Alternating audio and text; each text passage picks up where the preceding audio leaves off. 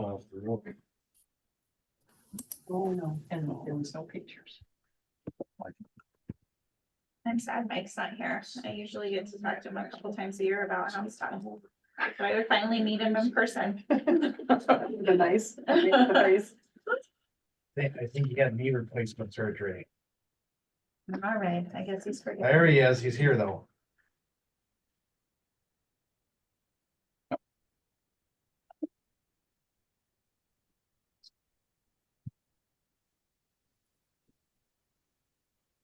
Okay, let's go ahead and call the meeting to order.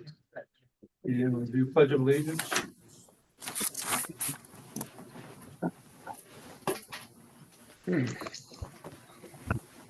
Pledge allegiance to the flag of the United States of America, to the republic for which it stands, one nation, under God, indivisible, with liberty and justice for all.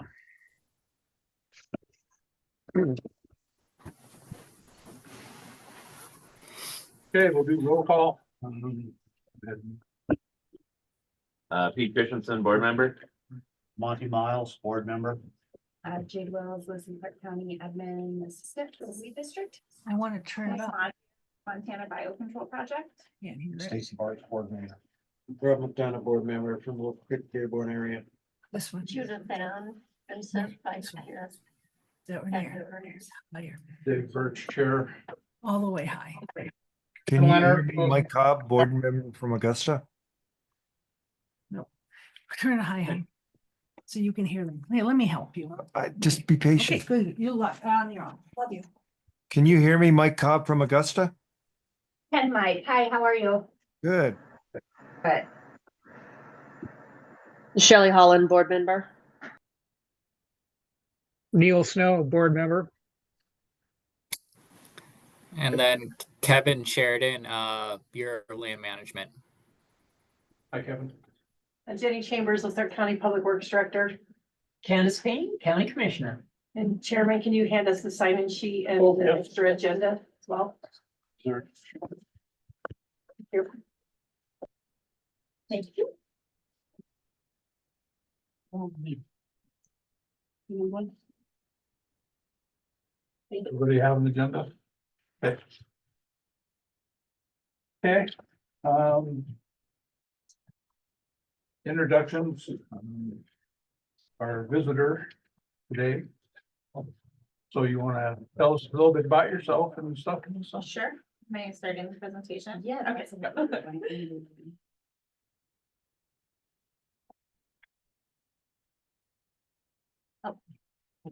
Thank you for coming to do this. Yeah. We're good. I was telling Jade, it was very convenient because I was actually asked to present to the trust fund today. Oh. That never happens, like two random invitations in the same place on the same day. It was great. Let's see if this works. Are you guys seeing the slides online? Yes, I can see them. Okay, great. Yes. Okay.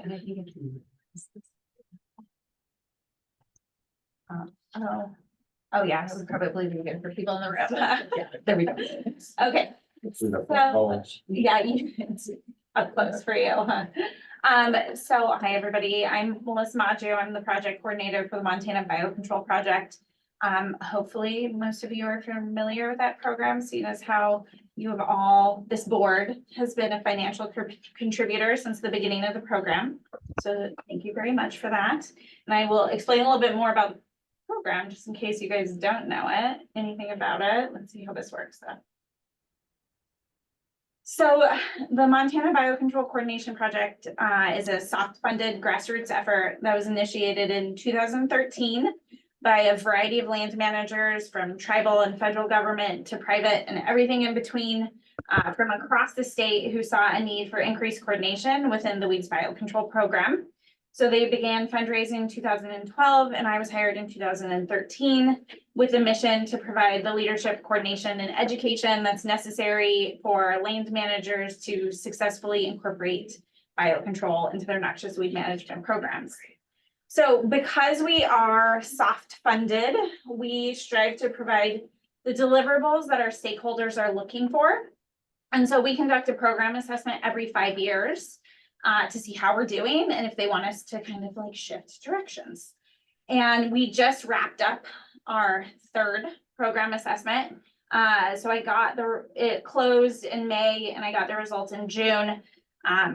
You know, you guys all understand that's not the time of year when you can really dive deep into assessment results. So we continued this season, this 2024 season, kind of as we normally do. And so I've just begun looking at these results. And so this here is when we asked what the stakeholders would like us to focus our time towards. And you can see educational programming is number 1, followed by coordinating collection days for agents. And then conducting monitoring for establishment of those common systems. And I'll tell you more about what I mean when I say those things in just a minute. And then helping with the development of new biocontrol systems. And then still kind of in there is monitoring of newer systems as well. Other things, less interest in that. So this year in the assessment, we asked a new question. So the coordination project has been around for 10 years. And in those first 10 years, we put majority of our time and our resources towards collection and distribution of the common biocontrol agents. So those are for spotted knapweed, leafy spurge, and the toadflaxes. That's what we have a lot of here in Montana, what we know establishes and what we know actually impacts those target weed populations. So it's really what we can collect and move around. So we have distributed over 10 million agents for those systems. And so the question that we posed was, with our stakeholders' comfort level of us redirecting some of that time and energy that we put towards collection and distribution towards going to those release sites to determine if those insects have established, and then really promoting and encouraging collection days across the states. Because currently, majority of our collections occur in Missoula, because that's where we know insects are, that's where we know they're abundant, that's where we know we can collect them. And it looks as if there's lots of support for this, which is great, because that was always a priority for this program, is to develop locally collectible populations. So it's really easy for landowners to go to those areas and get what they need when they need it, and not have to drive all the way across the state, not have to put a ton of as much effort into it, I guess I should say. So this is great. So this will be a direction that we move towards in the future. We kind of dabbled in it this year, which I'll tell you about in just a minute. This was another one of the results that I wanted to share with you all. I feel like there might be an issue with this, with the data I was given. So we asked, what are the top 5 weeds that you would like to be targeted for development of new biocontrol agents? Number 1 was knotweed complex, which kind of surprised me, but I was like, maybe, I mean, I guess I see that around. Canada thistle, not surprising. White top, not surprising. Cheatgrass, not surprising. Next, yellow star thistle, kind of weird. We don't have any in Montana. It's like maybe people are being proactive. Would be kind of surprising.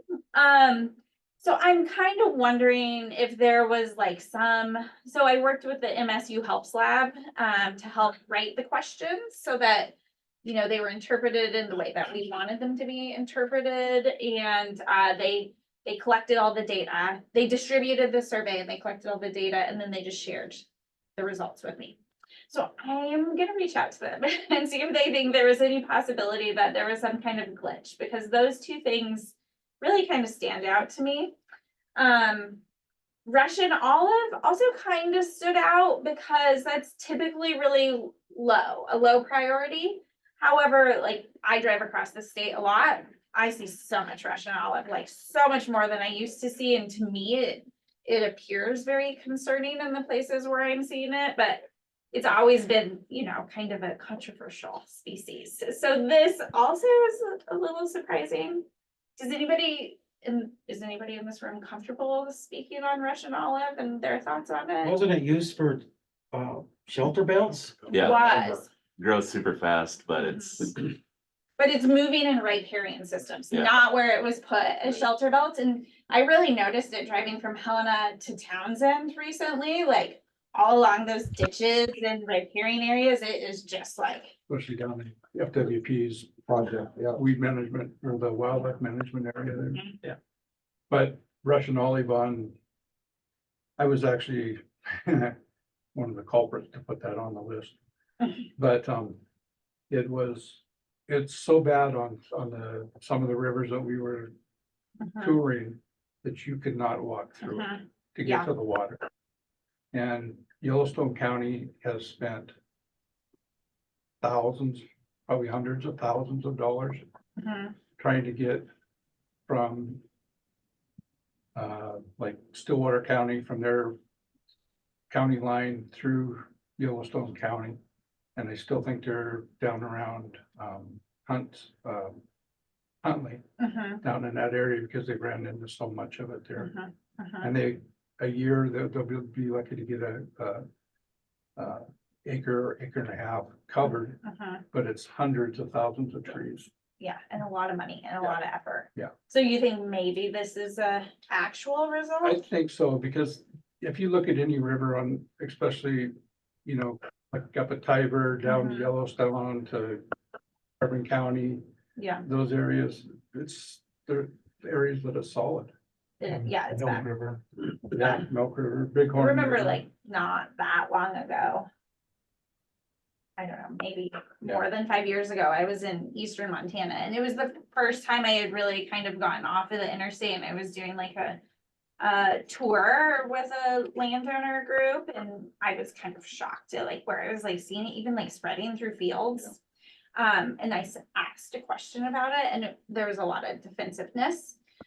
People were not interested in managing it. So that's why this kind of surprised me. Yeah, and they still don't have to manage it, they just Right. can't buy it. Yeah. And can't plant and replant it. Yeah. Yeah. But it's, Don't if need there to. was a biocontrol agent like that would Mhm. work on it, it would. There is an agent that is in the regulatory process right now. And it's an agent that only attacks fruit and seed production. So it's not gonna impact the trees at all. Doesn't mess with anybody's shelter belt, doesn't kill the trees on the riparian areas either. But it potentially significantly reduces the amount of seed. So long distance spread, that's, a good thing. It's a step in the right direction. However, it is completely tied up in the regulatory process because there was a request for a formal tribal consultation, which has never happened before. And APHIS doesn't know how, they have no precedent. So now it's just like stuck. It's just stuck.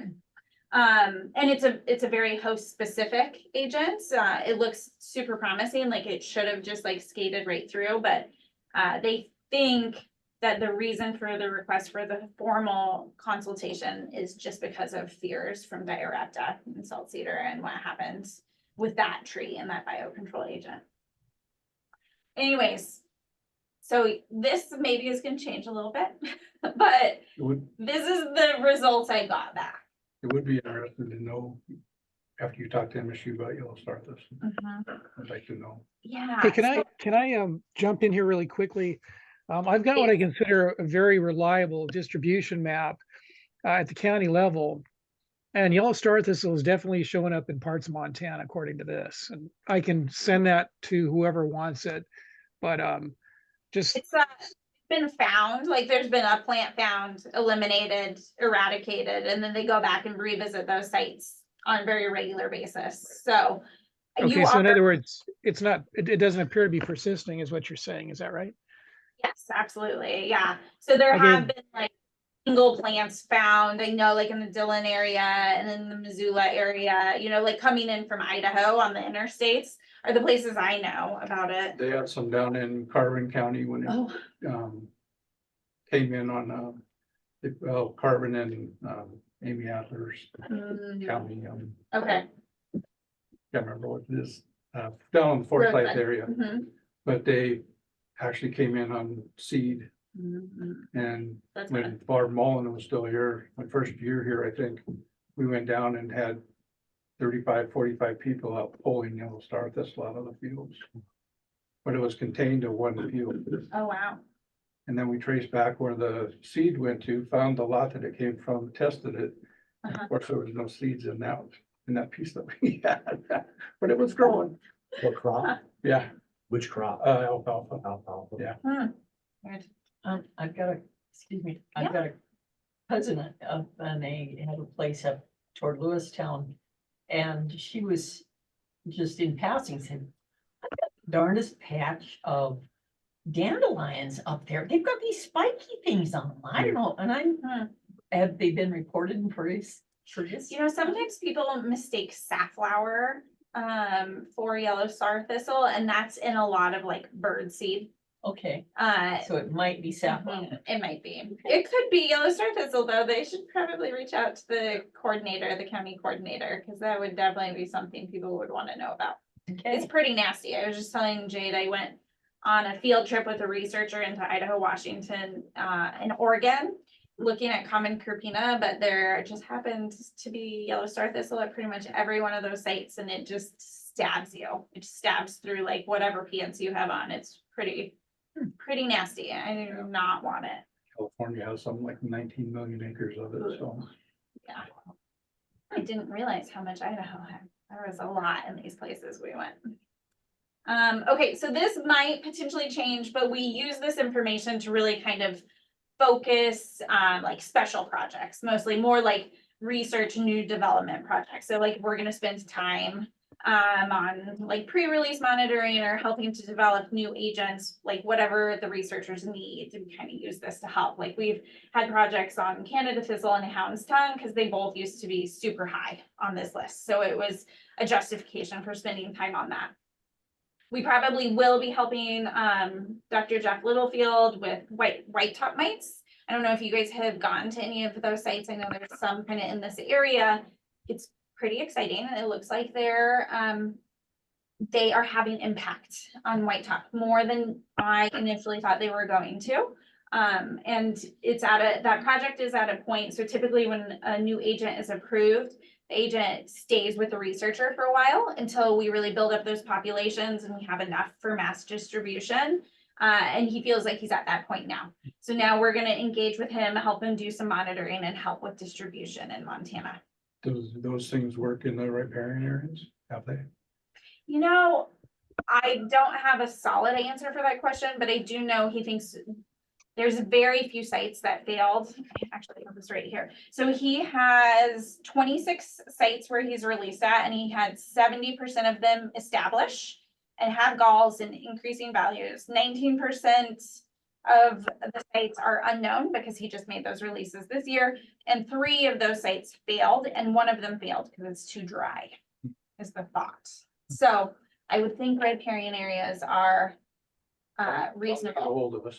Okay, I probably will be the one that will be helping, so it will be on got the a little needs untapped survey, so you guys just check that you're interested in white top and I will be in touch.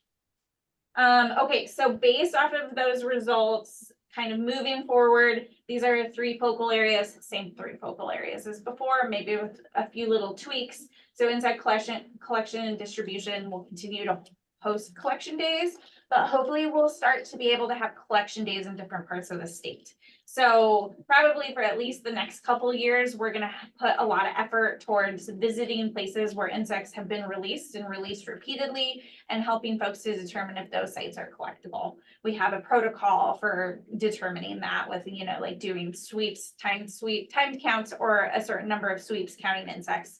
A certain number of insects means you can collect from an insect.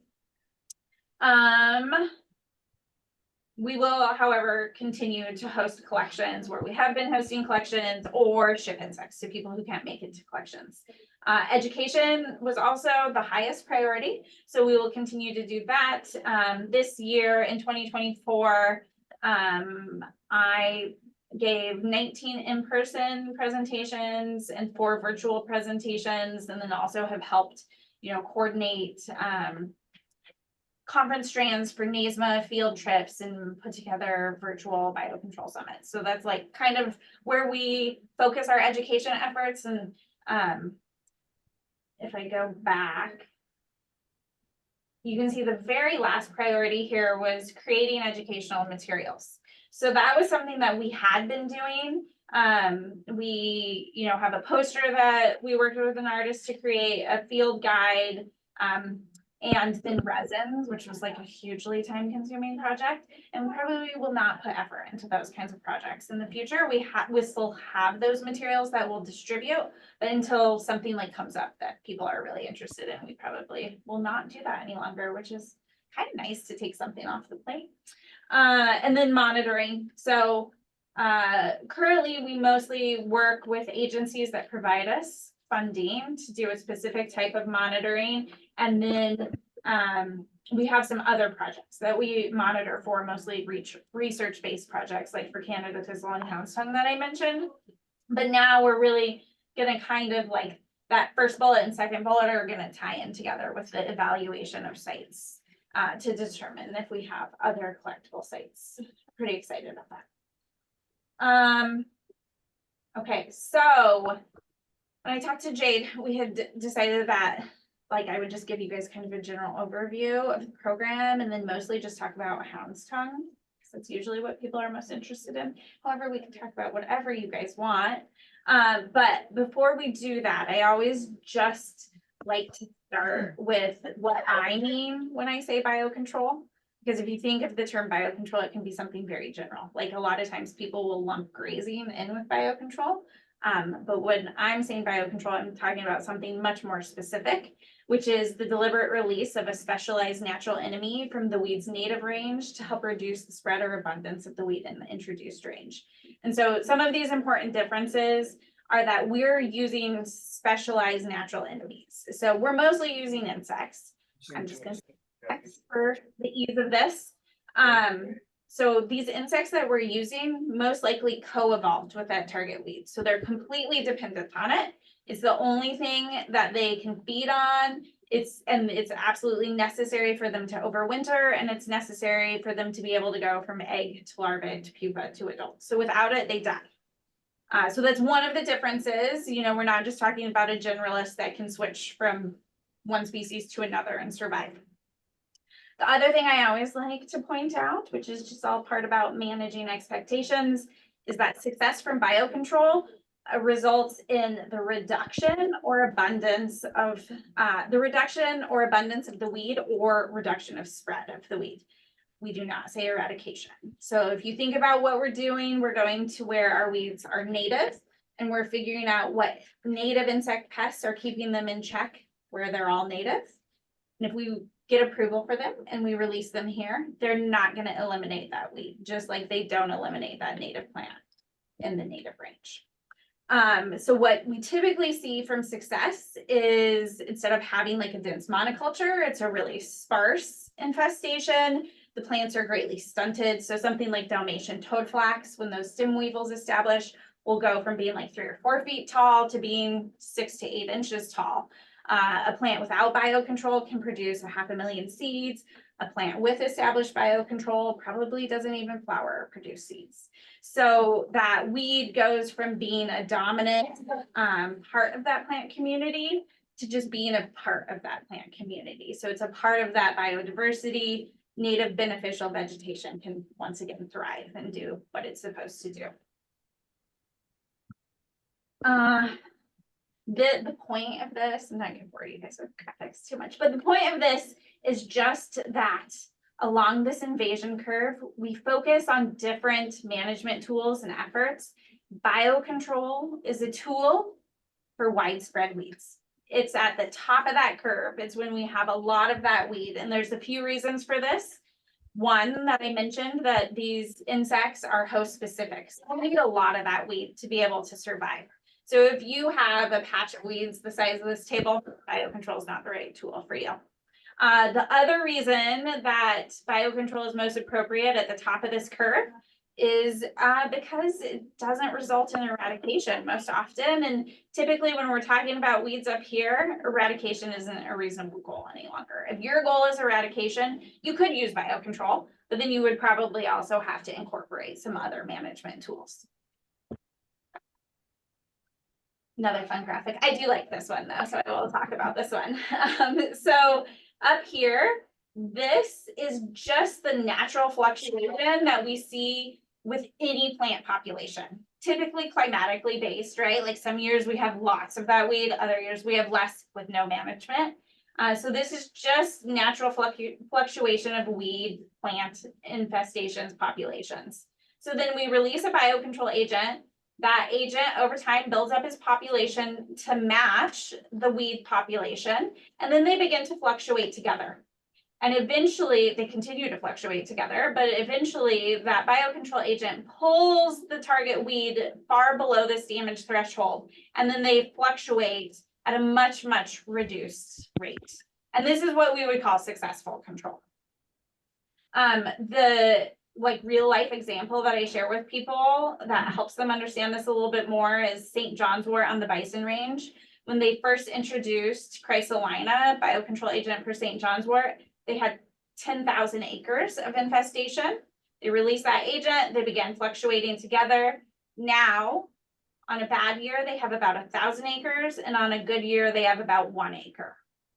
So on those 1,000 acre years, people that don't remember the 1950s think it's atrocious, but compared to these 10,000 acre years, it's pretty great. So in what kind of time frame are we talking? Yeah, that's a great question. It kind of depends on the agent. So all of our agents have kind of different phenologies, build up their populations at different rates. Something like flea beetles on leafy spurge, if it's a conducive site for their establishment, it could be like 3 to 5 years, and you would go from there to there. Something like root weevils on spotted knapweed take a lot longer to build up their population, so you're probably talking 10 years minimum before you go from there to there. And downation complex would be somewhere on this. 10. Probably somewhere in the middle. Oh. I would say probably 5-ish years. That is a pretty quick one if they establish. Okay, just a few other just like general ideas about where biocontrol works, maybe doesn't work, kind of sites we want to choose. So again, I mentioned we want larger infestations. Hopefully none of you all have infestations this size, but at a minimum, we say you want between 1 and 5 acres of contiguous infestation for biocontrol agents to really be able to establish, build up their numbers, and then reduce your target weed. Sometimes you can go below that depending on the species, like the root weevils for knapweed take a really long time to build up their populations. So sometimes I tell people, you know, if you have no other management options and you only have a half acre, you could try it. But I also tell people, if you only have a half acre of spotted knapweed, there's a lot of management tools that will work a lot quicker than biocontrol. A lot of people have a lot of concerns about utilizing biocontrol and herbicide together, and they can actually be a really great combination. You just have to put a little bit more thought into it.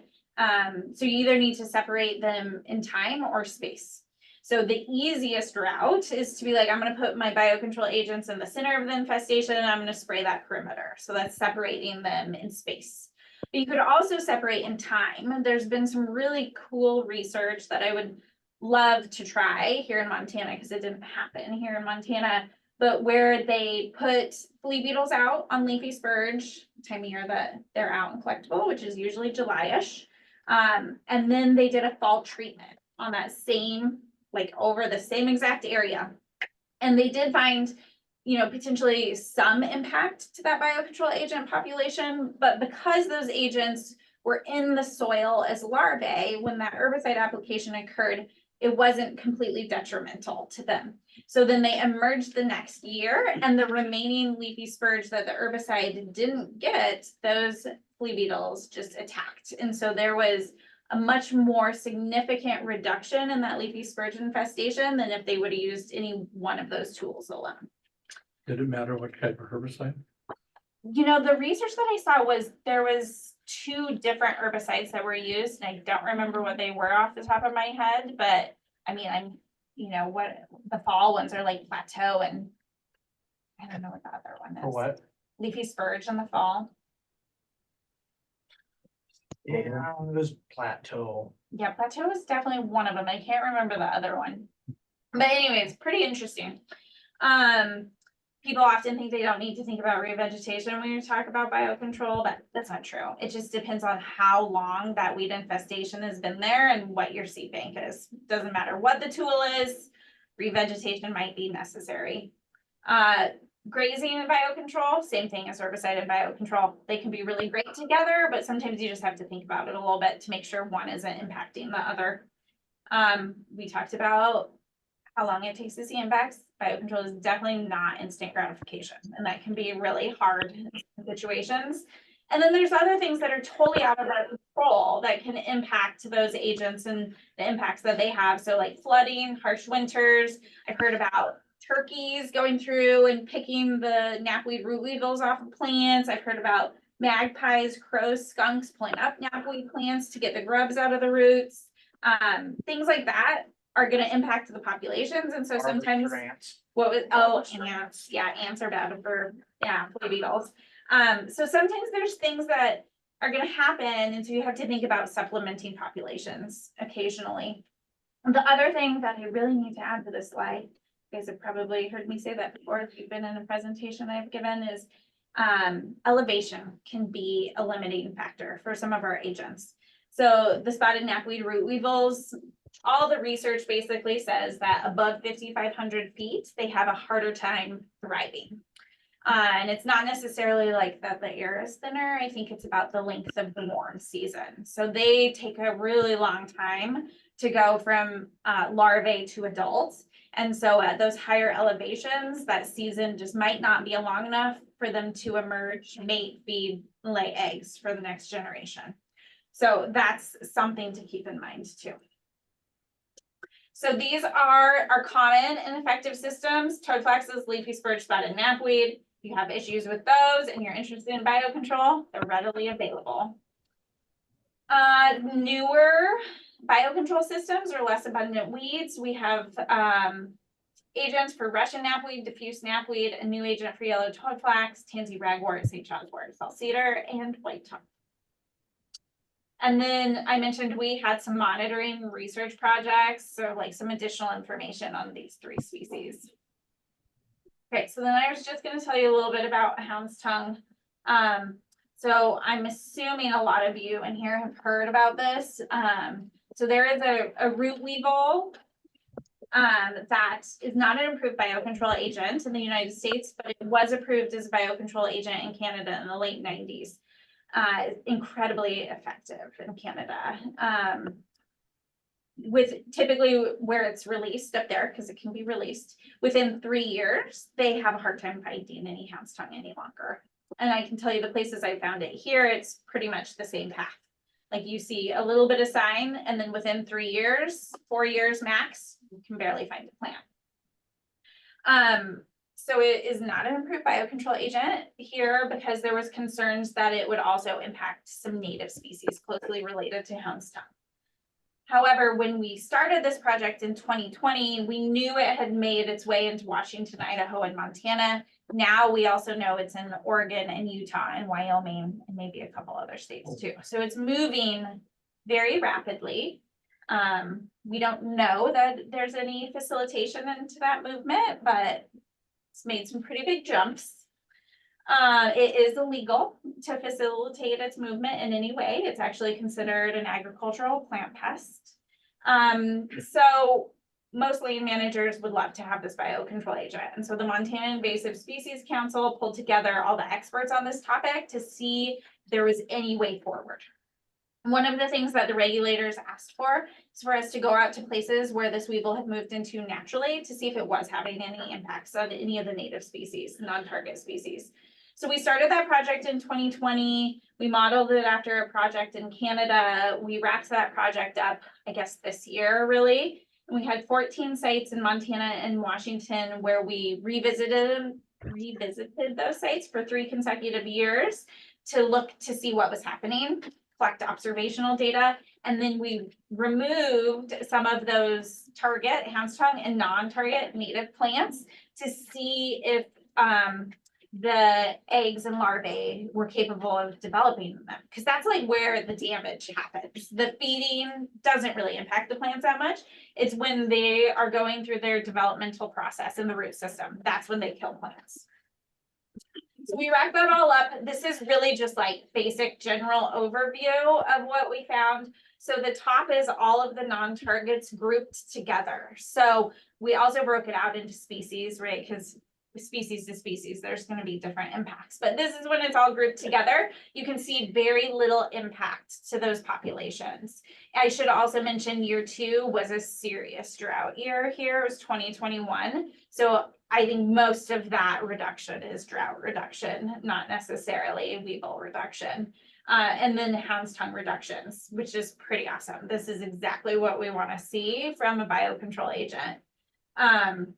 But I will say when I break that out and look at individual species, there's a few species that it looks like there was some impacts too. Yes. How did it get to Wyoming without a bunch coming through Montana first? What's here? Here. This is where it is. All the green counties is where it is. I know for sure. It's probably in a lot of those white counties as well. We just haven't found it. We think, let's see what, so I had a lot of study sites in Madison County. It was pretty crazy there, like what it was doing. It was very well established, very abundant. And where I first found it in Wyoming was in Cody. I think Cody, right? Cody is like carbon. It's like right in that area. Yeah. So it was Cody. So we think it kind of just like moved along that river corridor. Yeah. So the other thing I wanted to show you is when we did dissections and we looked for eggs and larvae, these are the totals of, so all juveniles. So on average, there was 14 per hound's tongue plant, and the next highest was 1.1. So obviously this insect has a preference for hound's tongue, so that's a good sign. So yes, these are the places that we have absolutely found it, and it is in your county. Probably in a number of locations throughout your county. I have some of these handouts too that I'll leave for you guys if you're interested. So this is a really easy insect to identify when you know what to look for, and pretty much year round you can find these signs. So the feeding damage is the first thing I tell people to look for, and it's like these holes on the leaves. However, there's other things that can feed on hound's tongue. So like that's a good first step. You see that, then maybe you look elsewhere. And the next thing I encourage people to look for is on these stems or leaf petioles, which is basically a leaf stem. That's where this weevil lays its eggs. And when it lays its eggs, it leaves a scar on the plant, which is this little black bump. So if you see those, that's also a really good indication it's probably present. And then the last thing I encourage people to do is just pull up plants and rip open roots. And then there's all these larvae. And you can see this looks like it got a little stretched here, but there's so many larvae, like dozens of larvae in this root in this big picture here. And I used to think that you wouldn't find larvae until July-ish. However, I was sent pictures of some very large larvae in root systems in May and June this year. So I think because we're having like really mild falls, this insect is now capable of being like basically in every stage year round. So there's some adults that emerge, feed, mate, and lay eggs in the spring. And then there's like a second cohort that emerges, feeds, mates, and lays eggs in the fall. So you could probably find all of these signs all year round.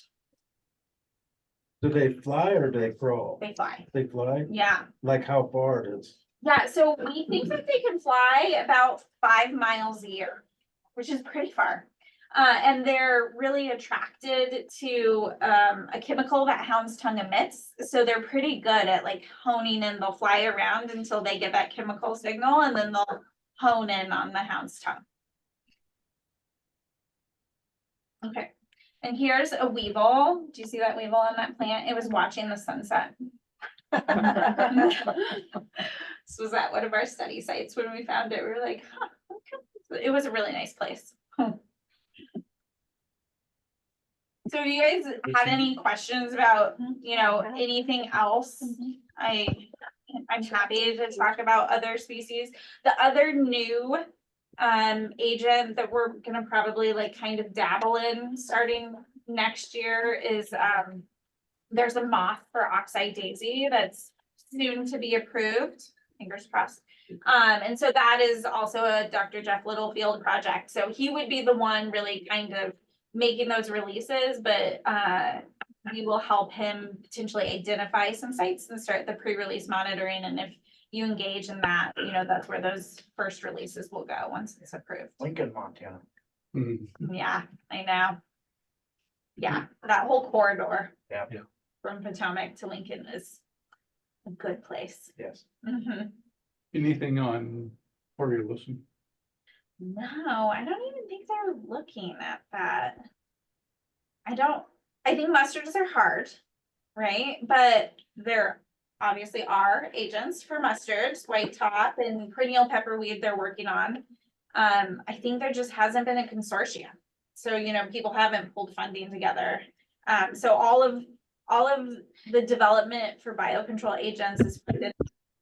So it's usually for us, it's United States and Canada will pool money, and across all states will pool money. And so if we're interested in development of a new biocontrol agent, we start to like kind of, you know, put feelers out there and see if anybody has money that they want to put towards it. And then we work with researchers, mostly out of Switzerland. They're basically researchers for hire. And say, we want a biocontrol agent for this, and they go out and they look for something in the native range. Just so prolific in a lot of places. It'd be nice Yeah. if there was some, and I understand the mustard thing, but there's Yeah. gotta be something. I know. And it's worked for other mustards, so I think it could work. Yeah, I'll look into that, but I don't remember seeing that in any of their annual reports. Yeah, I haven't never heard anybody talk about Mm-mm. Yeah, it's kind of just such a nondescript weed, except for that one time a year. So I think people kind of forget about it. it. So is Littlefield the only one doing this yet at Montana? And I'm not sure how much longer Jeff will be around. I would say, you know, 5 years max would be my guess. So if anybody has any ties to MSU, make sure like you're encouraging them to keep that position. Because it really does help us in Montana, because when a researcher leads that project, then we get those first releases. And we're just so much more engaged in those programs. So it's going to be a huge loss to us. Well, hopefully he can encourage somebody to come and work underneath him for a few years and be cool for that one. I think MSU has to give him money for that. I know. Canada thistle. So, what are they really using on that? So there are insects that you can purchase from some of the commercial distributors, but all of the data on those insects, there's a galling agent. So I'm sure you've seen the big galls on Canada thistle stems before. And then there's also a stem miner. We find them in pretty much every patch of Canada thistle we ever go into. So all the data kind of shows that they just coexist, that it's not really producing reductions in infestations. So I always tell people, because there's a lot of people that still want them, I always tell them, you know, I would think about it more as like an experiment rather than like a tool at this point. Like maybe it'll work for you, maybe it won't, because some people really think it's very effective at their sites. We worked on a project with MS looking at a rust fungus. It's a Puccinia. And it was kind of all over the place. So we had really good establishment at one of our sites that we inoculated with this pathogen. It's a plant disease. And so we had a ton of inoculum. And so we started this large scale inoculation and monitoring project to see if we could identify the places where it was effective, because we were like, maybe it's a site thing. And after 4 years of that, all of the data went to MSU. So I like don't have that information, but the last download I got was not that helpful. It wasn't what we were hoping for in the terms of like, you know, this elevation, this type of soil, you know, like really clear information about where it's effective. We inoculated close to 100 sites. We had about 20 of those that infection was present. And about 5 of those 20, it was systemic. So it basically eradicated the thistle from those sites. One of them is in Lincoln. Is it in Lincoln? I was Mhm. curious if we had, did Yeah, you work with Greta or did COVID ruin that one? did you? Yeah, for City of Helena. That Greta was No. gonna work with you Yeah. to get that, and then that was like right Oh, before. I don't even remember that. That pandemic. makes me Okay. feel really bad. Yeah, well, that's already been a conversation. few years ago, so that's okay, but I was curious. Yeah, we put it, we did work with Jeff Stone. Okay, But I don't think that site ever took, and he, there's a lot of like issues. It's easier for him to just kind of manage those things, and my understanding is he never really saw much. And I think the site actually burned too, so then maybe the management priorities kind of shifted. But yeah, there's a private property in Lincoln where it established, and it's really reduced the thistle at that site. We also put it at the sculpture park, but it never took there for whatever reason. So I'm wondering, that wildlife management project that Dave was talking about down in Mhm. Townsend is just loaded with cannabis. It was terrible. Yeah. In all the Russian olives and Yeah. everything in Yeah, there. In there. So, I mean, something like that would be ideal for that because it's not really conducive to Could getting you in there. speak up? I'd like to know what location you're talking.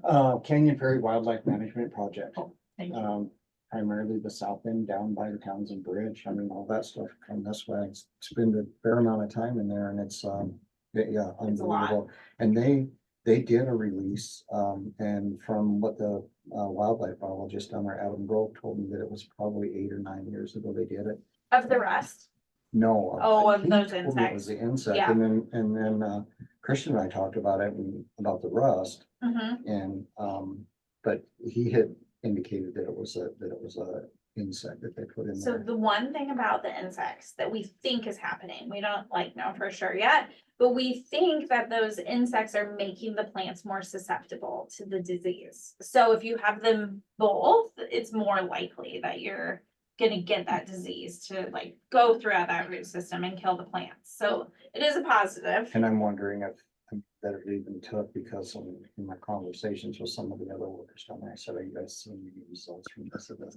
And even Adam himself, Usually you don't see any he difference. said, no, I haven't, Yeah. you know, I said, we need to revisit this. It's like, well, the time is now. Mhm. And this stuff is, I mean, it's expanding and they really need to address it. I mean, it's terrible down there. So the one like bad side to this pathogen, besides the fact that it's, really all over the place where it's effective and not effective, is that now the EPA and APHIS are in a disagreement about who the regulator is of this pathogen.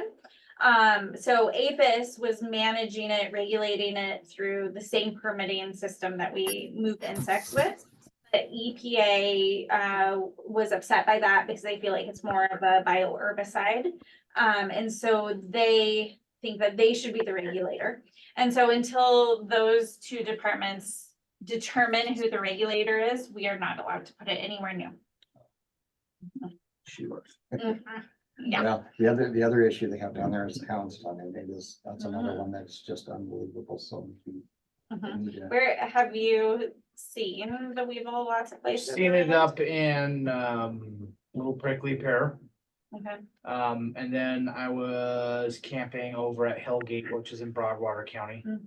And, it was out there along Canyon Ferry, Mm. Reservoir. So. So it'll probably on move the in. Yeah, it's already, it's, Mhm. And those It's big everywhere. infestations really attract it. So that's like a lure. I need to slow down and take a better look. 'Cause you got a nice little Yeah. sheet now. Well, and We'll make sure to scan that and send that out to everybody. So they have I'll start emails. looking a little closer at some of that area. Backside of Canyon Ferry and Mhm. Dunkirk and all that. I just really think there's so much everywhere. Sometimes it doesn't have to move for a while. Get going and stuff. Cause I mean, Mhm. when I went out in Little Prickly Pear, right by the Little Prickly Pear Bridge, I mean, it was everywhere in there. The weevil. The weevil was, Oh, yeah. yeah, I mean, you could just see it and all the plants. There was just one that was really bad. Mhm. They get really like yellowy and Yeah. like spindly and. And look, like they look like, the one I got looked like it was shot with a shotgun. Mhm. I mean, So I was like, well, you know, and I've heard a little bit about what it's supposed to look like. I had the opportunity to go up to the, when we did the transcontinental, boundary Tour. tour Yeah. with, with Canada, and then all of us up on the High Line. Talked about weeds and water, all that fun stuff. But, I was able to actually listen to the lady that, Oh, Rose. yeah. Yeah. And watch her give her presentation on all Yeah. that. It was really fascinating. So, before it really started to come down here at that point in time. So, I mean, I don't even think they worry about managing Houndstone any longer. no, like- they sort of make a joke like they've never, Even seen they're, it. well, they've talked about take it off of the noxious Yeah. weed list, but nobody has.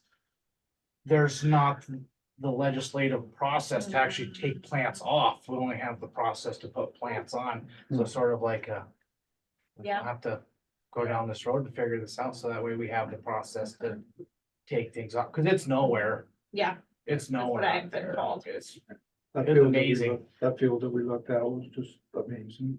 Yeah. It was up You there. saw like 4 Yeah. pictures. Yeah, she had big pictures. We were there and it was just green hound.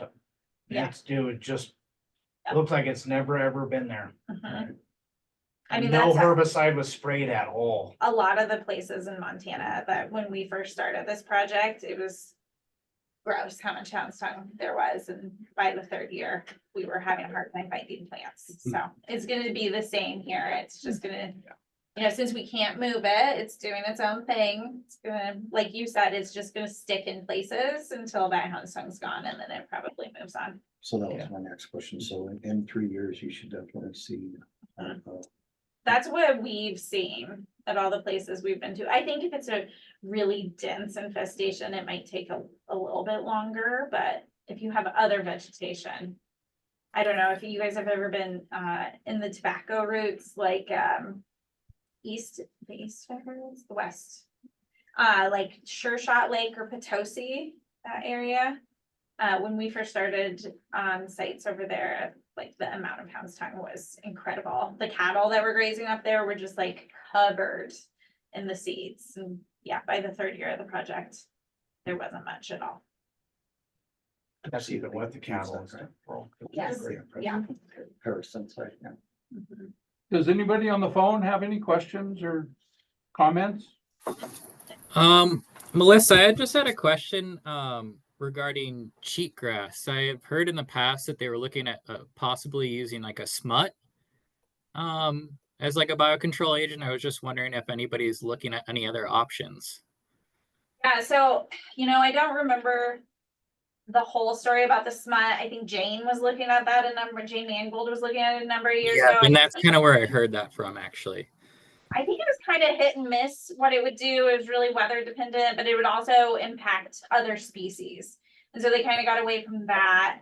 And then there was all these soil amendments that maybe you've heard people talk about, like ACK 55.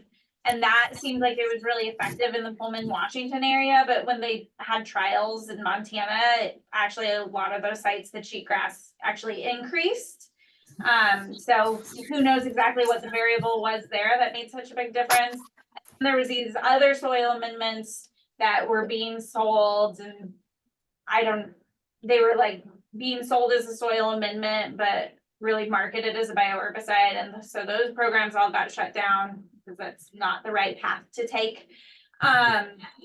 But I don't think those, I didn't ever see any data on those, but I don't think they were that effective. Pseudomonas stuff. Yeah. I don't know. They tried that. They did that a little bit before I got here. I think Okay. Larry Hoffman did a little bit. But Yeah. I don't know where he put those, or I wasn't able to go check, so. Yeah. And then there is actually a annual invasive grass biocontrol consortium, so pooling funding to develop insect agents. And so they have found some mites that go after cheatgrass and medusa head. They haven't found anything for ventinata yet. It's still pretty early stages, but it's exciting that they found something. They weren't even sure if they would find anything on these annual grasses in the native range. So those projects are moving, but it's probably a really long ways out. Okay, thank you. Melissa, can you hear me? Yes, hi, Mike. I'm sad I didn't get to meet you in person. I feel like we talk on the phone all the time. So Can you I hear? had a question if I got everything working here right, but has there been any observation on the hound's tongue beetle and when to apply herbicide? Or can you apply it right on top of it or not worry about it? You know, I think it depends on like your personal management goals. So because this is such an effective and rapidly moving agent, I typically tell people if you know that this weevil is present and you have limited resources, maybe you move those resources from spraying hound's tongue to spraying something else that we don't have a very effective insect on. But if hound's tongue is your top priority, you know, I wouldn't necessarily make that suggestion. I don't think there really is information on how to incorporate the two, and especially because, like I was saying, it appears that this insect is in every stage, every time of the year. You're always going to have some impact to that insect if you use herbicide. All right, thank you.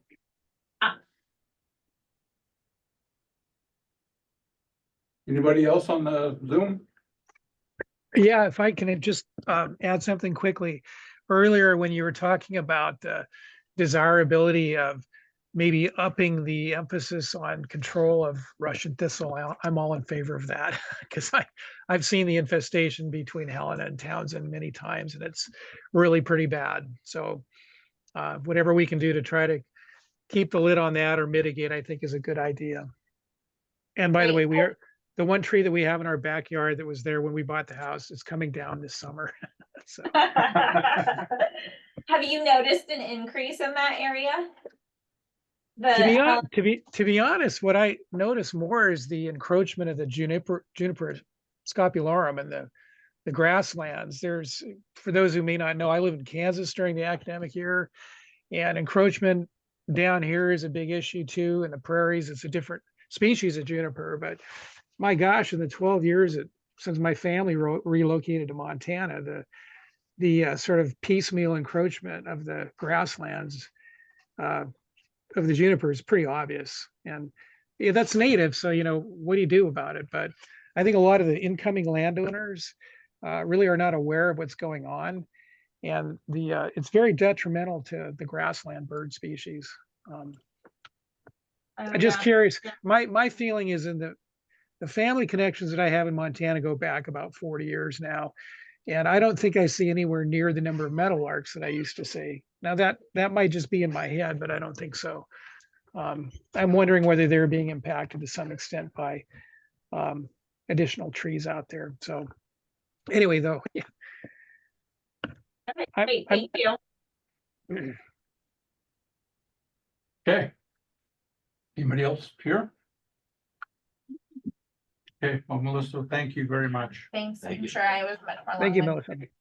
and for. Oh, we really appreciate you coming in and talking, because it's been a topic that we've talked about most of every board meeting.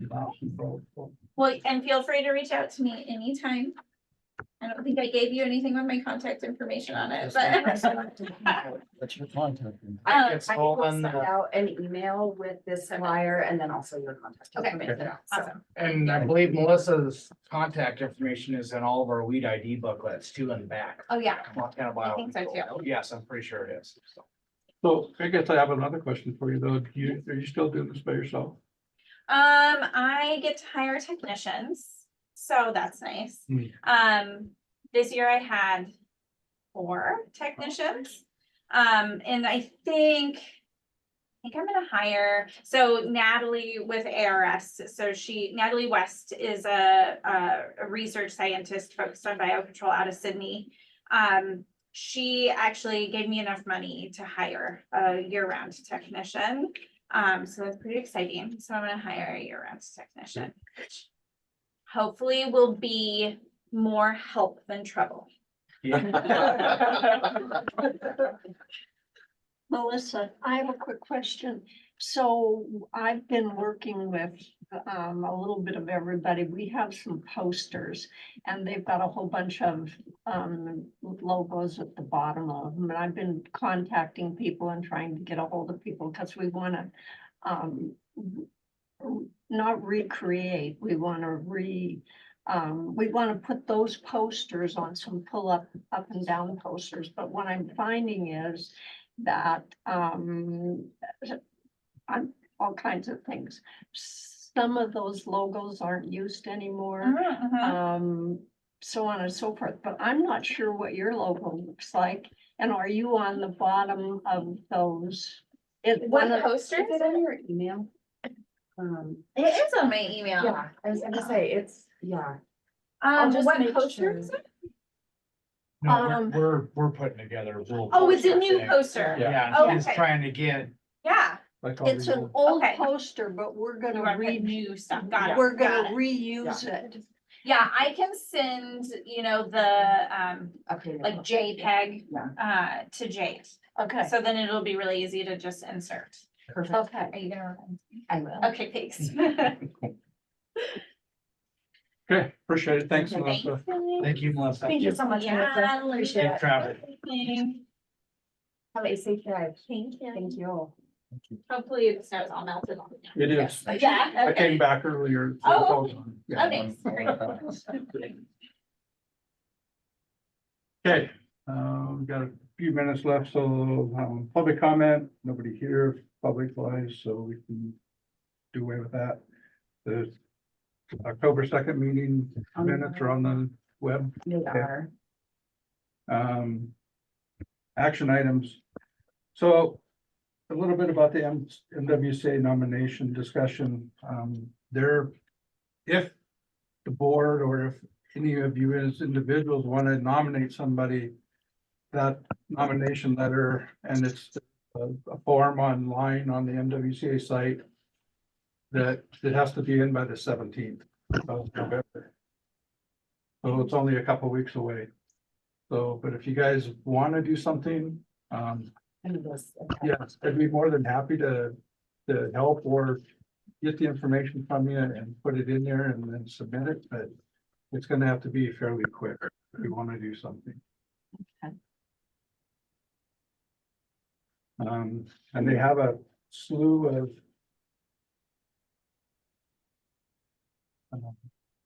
awards to give out, so. That's probably the French category, I believe. Yeah, there's, yeah.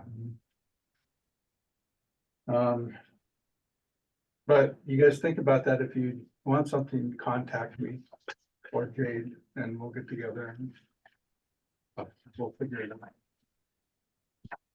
But you can look on the MWA site and it shows the criteria for them. So it's pretty easy to follow, but they do have forms submitted, submittable form things, so. Yeah. Okay. Any questions about that or any ideas? Anybody's thinking or? Okay. And the association meeting will be in Great Falls this year, so. The agenda's coming together pretty good. They've had to switch a few things around, but for the most part, it looks like a really good agenda, so. It should be out here shortly, so. Do we get credits when you attend now? Yes, yes. And that's one of the things that we looked at as a committee to try to figure out credit wise, but there is a lot of credit available for that meeting, so. And I got an email or something said my Subscription, I was gonna Yeah. ask about that too. Oh, Subscriptions. We're yeah. taking care of it. Okay. Yeah, Everything yeah, else. it's a group. Yeah. It's a group one. Sounds good. Thanks for bringing that up, Ron. Yeah. Fund 297. How did the weed sprayer update? Doing some research in it on getting some new tanks and some new cradles for that, because you're gonna have to get new tanks and cradles. And with all the other stuff, probably gonna be about $2,000 per sprayer to update and get all those up to snuff on that, so. How many? About 5 of them. Is that on the trucks? That's where all of our rental, All the rental stuff? all the rental stuff, you know, they're 15, 20 years old. What, like I said, in the last meeting, we had, a renter rent one and, she leaned up against it and it cracked. Like it looked, like she had just filled, thank God she didn't have any herbicide in there, but she had filled it up with water and leaned up against it and it cracked and actually started spitting out, water out of it. She used one of those infomercial tape things that you slap on there and she thought she was gonna be good to go for a little while. And I was like, no, we come get a new one. Sorry, we'll take care of you. Come grab a new one, please, or another one and we'll take care of that for you. So, anyways, some of them, they need new you know what I mean, new spray hoses, some new guns, some new piping.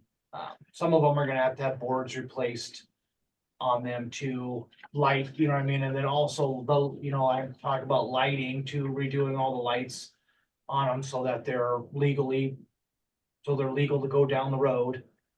Blinkers and brake lights all work and all that fun stuff. So, not all of them need that, but some of them do need that. And, you know, when it all comes down to it, probably gonna be about $2,000 a piece to work and get those taken care of. Are those all trailers? Or you guys? They're all trailer, all the ones that I'm looking at are the trailers. The slide-in units aren't too bad, but that'll be something else on a different day, I think, with those. I would like to replace one of the tanks on one of the slide-ins, but just for the ease of cleaning it, one of the slide-ins is a little difficult, but it's not like it's not doable, but be a little safer and easier if it was a low sump tank. So, but I wanted to get these probably biting off a little bit more than I could chew, but I'd like to get the 5 rental trailers up and running for the season. So, Well, I was just gonna mention that you're putting a couple $1,000s into a unit and that. Speak up a little bit, I don't think they can hear you. Okay, sorry. A couple $1,000s into repairing something and so you've got the motor and the pump still that's Yeah. functional. Yeah. I mean, I've got a sprayer that I purchased through Northern Tool. And when I bought it, it was 2,000, that probably about $2,500 now, but that's brand new motor, brand new pump, 100 foot of line, reel, 100-gallon tank. I mean, that's a skid though, not Yeah. a trailer, but that's something to keep in mind instead of messing with the old stuff. I mean, let's go brand new, you know? Yeah.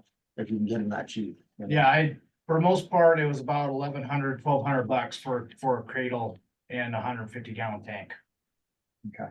So that's putting it back on, you know what I mean? And that's where, like I'm talking about, you're gonna have to go buy a couple pressure treated boards, probably replaced just in case they're falling apart where you're anchoring down your unit too, you know what I mean? You don't want that to break and slide off. So it's just, the trailers are in pretty good shape. They're just the decking and the equipment's just, 20 years of sunbathing is not good for you. Yeah, sure. Yeah, sort of. That's sort of what I have there. Okay. Any other discussion? On the 297 fund? Well, the only thing that I'm still working on, and that's gonna be a process, is getting a hold of everybody that was on the, because some of the logos have changed. So and the communication between everybody is just really tough. All over the board. It's really tough to nail anybody down, so. Okay. And then I got busy and so I really haven't worked on it. About 3 Very weeks. good priority. So Yes. next month, maybe, we'll see. Well, and if I would have looked, thanks, Jade.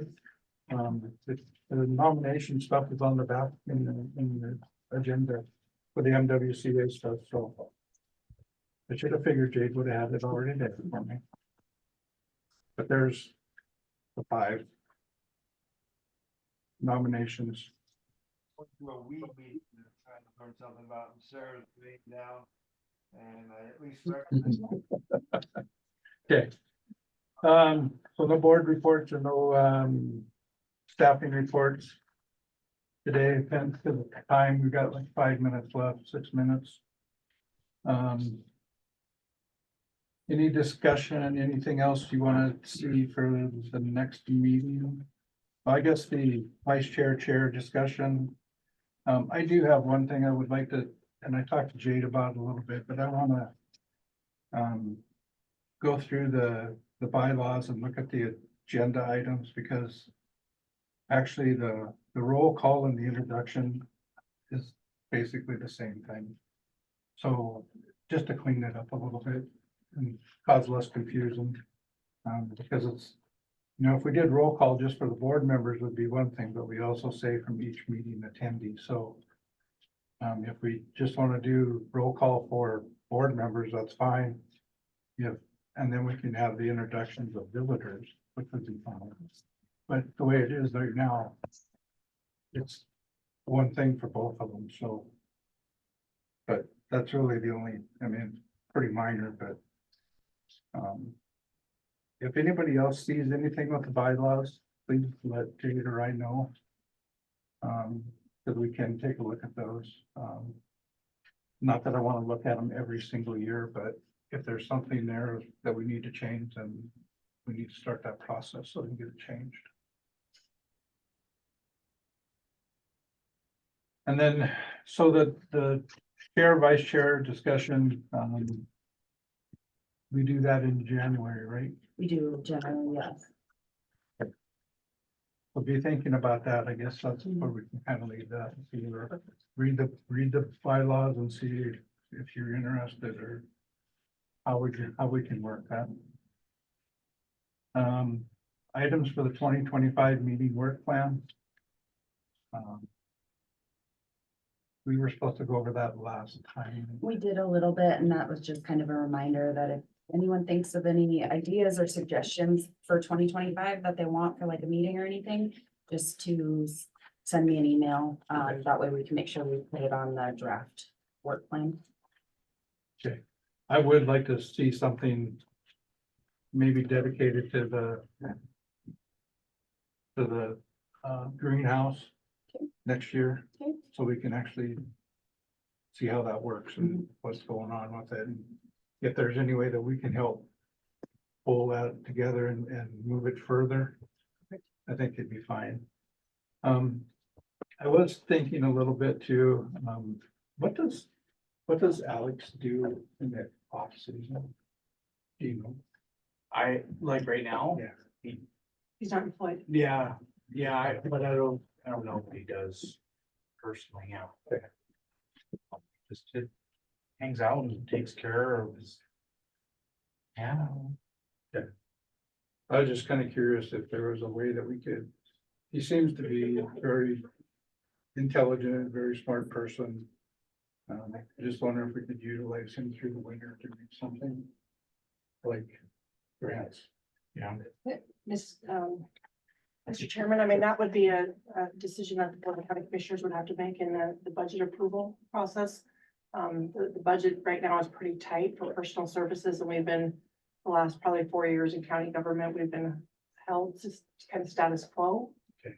Based upon those operations, doesn't mean that that couldn't change in the future, or if this board provided a recommendation that you would have the need of additional work that would need to be accomplished, or something that Christian doesn't have capacity to do in those off seasons, because he is a full-time. I think, when did your position shift from seasonal to full-time?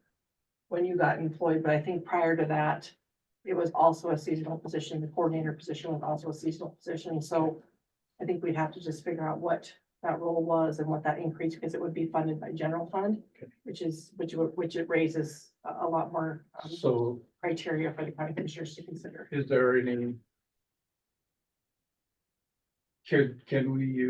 Could we go for grant funding to use for his position? You might be, and there would be more of a likelihood that that would get funded if we could show that a position would be funded outside of a general fund request. Okay. To increase that FTE from a 3/4 time to a full-time position, if there was funding to support that. The other risk there with, as you're aware, with grant funding, if that grant funding is year after year after year, that's a challenge for any employees too, to be in a position knowing that it's not necessarily a permanent position, there's that risk. Right. As well, so. Yeah, I was just trying to figure out different ways to maybe have him do some, because we had talked about doing some grants or doing some local cooperatives, Sure.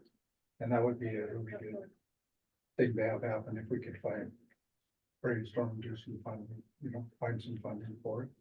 But I figured that we would have to go through the commissioners anyway, just to get that Yep. in place. So I think with the conversation in January, when you guys start talking about the budget, I can give you an overview of Public Works budget as a whole, here that we input ideas and that might spark something, whether it's this next year, but maybe in future fiscal years. Yeah. So. Okay. Because there is funding through the trust fund. There's probably a couple other places that we can look, so. Yeah, and Chairman, we could tell you what that cost would be to, as far as the cost breakdown Yeah. between what he's currently getting paid and what a full-time position would cost, Okay, great. the difference. That'd be good. Just a couple of things I was thinking about, because I think we could use the help especially during the fall time.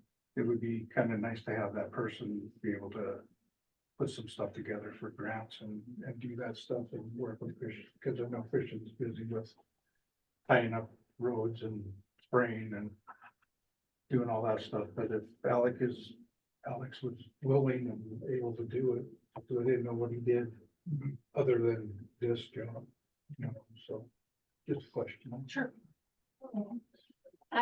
Is Alex 6 months or 9 months? It's about 3/4 time. 3/4? Yeah. Yeah, so April. That's till- about 0.7, about a 0.7 FTE. It's pretty close in that area. I'm just trying to pull off what I remember seeing on the sheet when we do our budgeting.